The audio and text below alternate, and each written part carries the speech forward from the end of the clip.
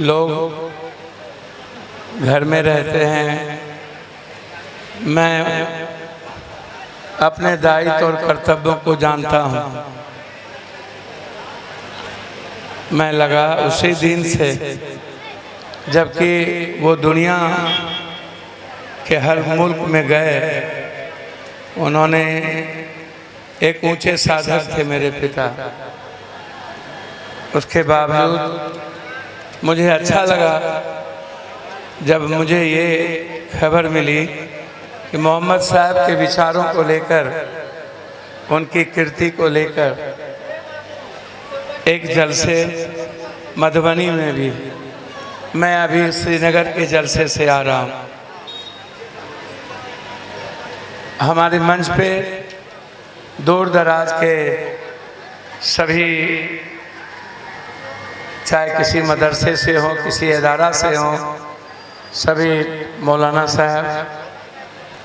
जो बहुत ही प्रबुद्ध, जिनको इस्लाम के विचारों के रास्ते चलने की इल्म है, जिन्होंने कुरान शरीफ और हदीस को अपने जीवन में आत्मसात किया है, वो सब मंच पे विराजमान हैं। मैं उनका भी खास तौर पे, जो नीचे कुर्सी पर बैठे हैं, खड़े हैं, जो मेरे बुजुर्ग हैं, मेरे गार्जियन हैं, ईश्वर के समान, मेरे कर्मयोगी क्रांतिवीर,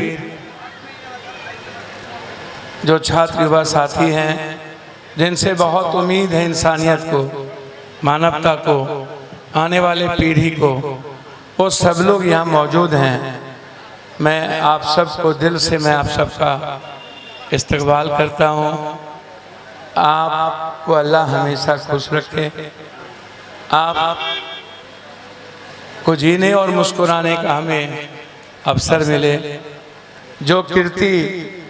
जिस विचारों के आप वारिस हैं, वो दुनिया को मोहब्बत के रास्ते चलने सिखाया। जब इस दुनिया पर जुल्म हो रही थी, जब मानवता कलंकित हो रहा था, जब इंसानियत मिट रही थी, जब विचार खत्म हो रहा था, जब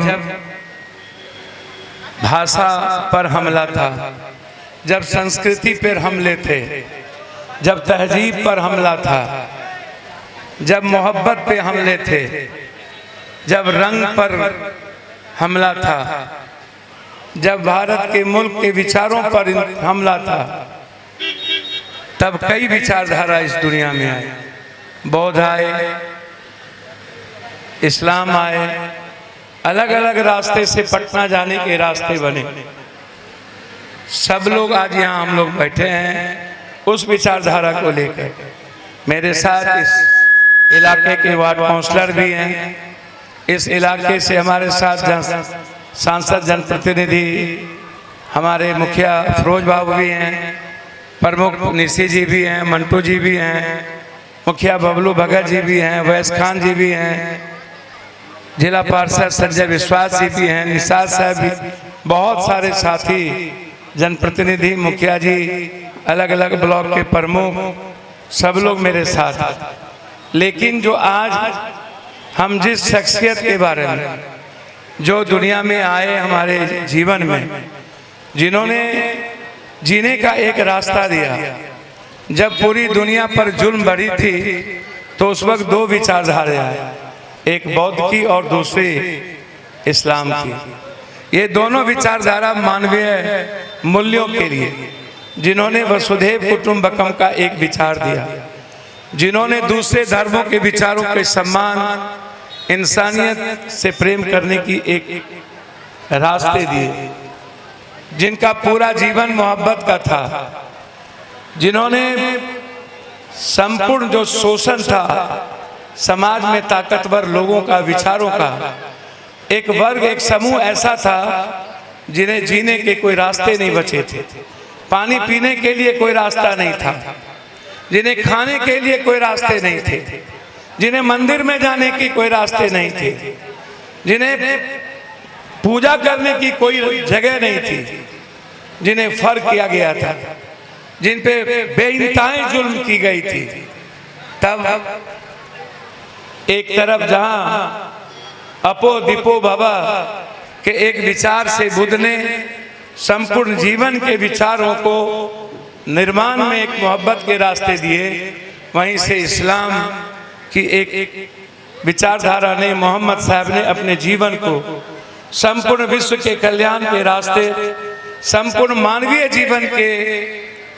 जीने के अवसर को कैसे ढूंढा जाए, कैसे आगे बढ़ाया जाए, उसके लिए हमें एक साथ नमाज दिया, एक साथ दस्तरखान दी, एक साथ जकात करने की। जकात पहले भी थी, लेकिन जब हमारे पर जुल्म शुरू हुए, हमें हाथ से जकात देने की आदत खत्म हो गई मुल्क में, जब चापाकल छोड़ने की आदत खत्म हो गई, जब घर में प्रवेश करने की इजाजत खत्म हो गई, तो अल्लाह ने हम सबको एक रास्ता दिया, मुस्कुराने का, आंसू पोंछने का। जब हमारे भीतर सिर्फ आंसू के अलावे कुछ नहीं बचे थे, तब फिर ये बड़ी ताकत जिन्होंने हमें दूसरों के सम्मान, ये नहीं कोई मुसलमान नहीं था, आज आप हम सब इस दुनिया में 1/3 मुसलमान, आज इस विश्व के 33 पर मोहम्मद साहब के विचारों के कारण आज एक विचार इस धरती पर है। लेकिन ये कैसे, हमें विचार करना पड़ेगा कि इस्लाम ने हमें जीने के रास्ते जो दिए, क्या हम उस रास्ते चल रहे हैं? क्या इस्लाम जिन बातों को कहता है, इस्लाम कहता है कि तुम यदि सही माने में मुस्लिम ईमान की बात करते हो, मोहम्मद साहब के विचारों की, तो तुम्हें नफरत को तिलांजलि देनी पड़ेगी, तुम्हें दूसरों से मोहब्बत करना पड़ेगा, तुम्हें दूसरों के लिए जीना होगा, तुम्हें दूसरों के अधिकार को संरक्षित करना पड़ेगा। जकात मुसलमानों के लिए नहीं बनी थी, जकात बनी थी यतीम के लिए, जकात बनी थी हर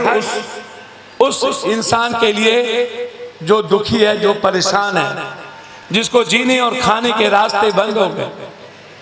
दस्तरखान बने थे उस इंसान के लिए, जब लोगों ने चापाकल पे पानी अछूत कर दिया था, छुआछूत, तब इस्लाम की एक विचारधारा आई, उन्होंने कहा नहीं, इंसान एक है, इसलिए छुआछूत नहीं हो सकता, इसलिए आओ और एक साथ दस्तरखान पर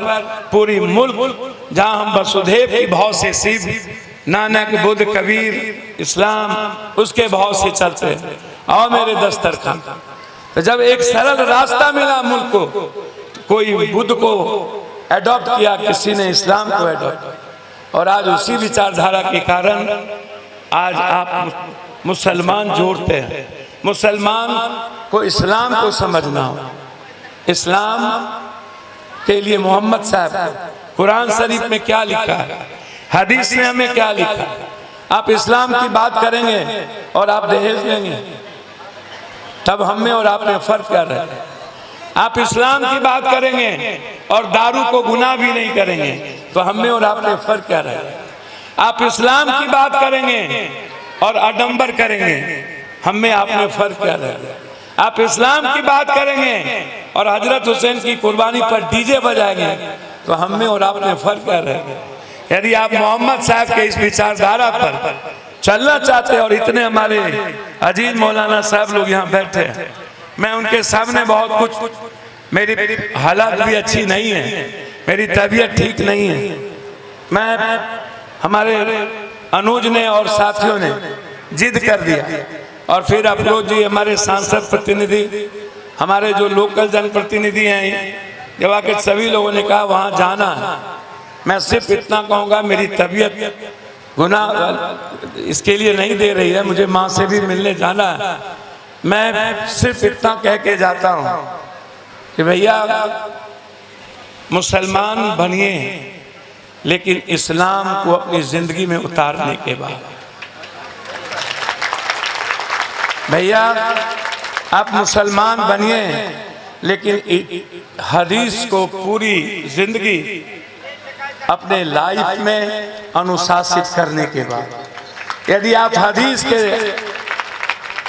उस